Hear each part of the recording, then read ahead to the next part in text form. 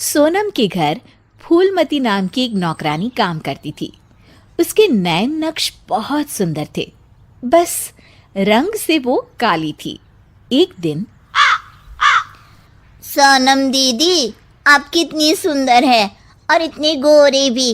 काश मैं आपके जैसी गोरी होती। अरे लेकिन देख ना, कितनी मोटी हूं मैं। मुझे तो पड़ोस की रानी अच्छी लगती है। देखने में गोरी, नैन नक्श अच्छे और दुबली भी कितनी सुंदर लगती है। फूलमती के मन में सोनम की बात घर कर जाती है। वो सोचती है कि उसे नहीं पता था कि सोनम को भी अपने से शिकायत होगी। अरे फूलमती, ये क्या किया? सब्जी में इतना तेल। वैसे भी मैं इतनी मोटी हूँ, ये खाना खाकर तो कभी जिंदगी में पतली नहीं हो पाऊंगी। अरे दीदी, मैं तो आपकी जैसी होती तो कोई शिकायत ही ना थी।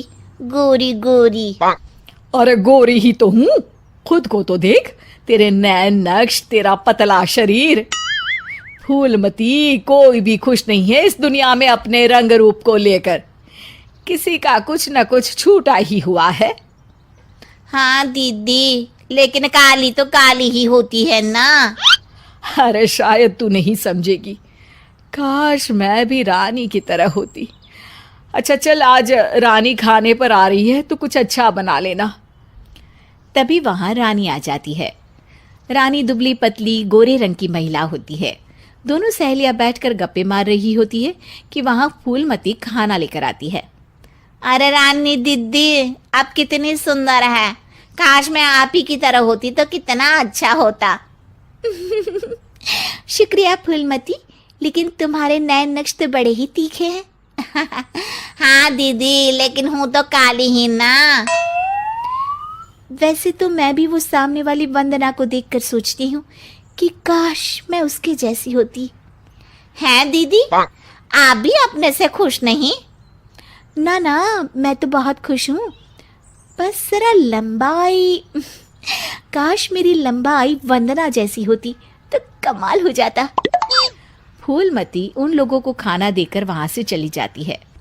वो सोचने लगती है, अरे ये क्या, मैं तो सोच रही थी कि सोनम दीदी सबसे सुंदर है, लेकिन लगता है सोनम दीदी कुछ नहीं। अब तो मुझे वंदना से मिलना पड़ेगा। देखो तो सही कि वो क्या चीज़ है।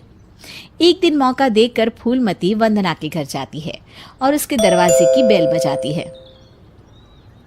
हाँ बोलो, क्या काम है? मैं ना एक काम वाली हूँ और घरों में काम करती हूँ। क्या आपको किसी नौकरानी की ज़रूरत है? हाँ हाँ, ज़रूरत तो है, लेकिन सिर्फ झाड़ू के लिए। वो क्या है कि पोछा मैं खुद लगाती हूँ, जिससे मेरी फिगर मेंटेन रहती है। दीदी, एक बात बोलूं, आप कितनी परफेक्ट हैं। मतलब आप में तो कोई कमी ही नहीं है। सुंदर शरीर, लंबी हाइट, गोरा रंग। काश ना दीदी मैं आपके जैसी होती। शुक्रिया, लेकिन मैं भी परफेक्ट नहीं हूँ। ओह, ये क्या दीदी, आप क्या बोल रही हैं? ऊपर वाले ने तो आप में कोई कमी रखी ही नहीं है। अरे तू उस दीपिका को जानती हो ना? कैसी बात कर रही हो दीदी? वो कहानी हर घर की हीरोइन ना? हाँ हाँ वही। उसकी त्वचा देखी है, कैसी दमकती चमकती, और कमर तो कितनी पतली है। हाय। पर दीदी, वो तो हीरोइन है, हीरोइन। वो तो पैदा ही ऐसी हुई होगी। हाँ वही तो, उसको तो भगवान ही ऐसा बनाया होगा, सुंदर, चमकता और दमकता। फूलमती सोचने लगती है, अरे ये क्या, आकांक्षाओं का कोई अंत ही नहीं है। कोई खुश नहीं है खुद से। हर किसी को किसी और जैसा दिखने की चाह है।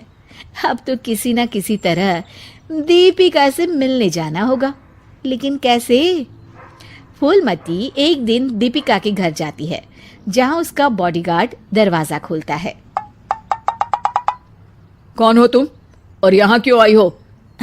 मैं ना मैडम से मिलने आई हूँ, कोई बात करनी थी। अरे चलो चलो यहाँ से, ये कोई धर्मशाला नहीं है जो बात करने के लिए आ गई मैडम से। तभी वहां दीपिका आ जाती है। अरे भैया आने दो, फैन होगी मेरी। फूलमती दीपिका के पीछे पीछे उसके घर के अंदर चली जाती है। मैडम, आप तो इतनी सुंदर हो जैसे कि कोई गुड़िया। हाय हाय, त्वचा तो ऐसी जैसे कि मोम। मैडम, काश मैं आपकी जैसी होती। अरे मैं काफ़ी परेशान हूँ अपने रंग रूप को लेकर। एक ही जिंदगी और उसमें भी भगवान ने मुझे ऐसा बना दिया। दीपिका को फूलमती की बात परेशान कर देती है। वो उसे पास बिठाती है और फिर कहती है, देखो, मैं भले ही सुंदर हूँ, लेकिन उसे बरकरार रखने के लिए मुझे बहुत मेहनत करनी पड़ती है। मतलब मेहनत क्यों और कैसे? मैं खाने पीने में हर वो चीज़ नहीं खा सकती जो तुम खा सकती हो। मैं धूप, पानी, हवा, धूल से दूर रहती हूँ, नहीं तो दाने निकल आते हैं। ना जी ना मैडम, मैं तो सारा दिन घूमू हूँ। बारिश में भीगना तो मुझे बहुत ही अच्छा लगे है। अरे महंगी महंगी क्रीम, पाउडर जिस दिन मैं लगाना छोड़ दूँ ना, तो देखो कैसी बुढ़िया सी शक्ल हो जाएगी मेरी। अरे मेरे ये सुंदर होठ, ये तो मैंने सर्जरी से करवाए हैं, जिसका मुझे बहुत ज़्यादा ख्याल रखना पड़ता है। दीपिका की बात सुनकर फूलमती वहाँ से निकल जाती है। वापस आती है सोनम के पास और काम करने लगती है। अरे फूलमती, क्या हुआ? आज बड़ी खुश लग रही है। हमेशा तो परेशान सी रहती थी, अब किसके जैसा लगने की चाह है? किसी की तरह नहीं दीदी, भगवान ने तो मुझे बहुत ही अच्छा बनाया है। मेरे जैसे नैन, नक्श और काया हर किसी को नहीं मिलती। मुझे ना तो कोई महंगी क्रीम लगानी पड़ती है और ना ही खाने पीने में कोई परहेज करना पड़ता है। मौसम कोई भी हो, मैं तो पूरे मजे लेती हूँ। ना धूल से प्रॉब्लम और ना ही डॉक्टर के चक्कर।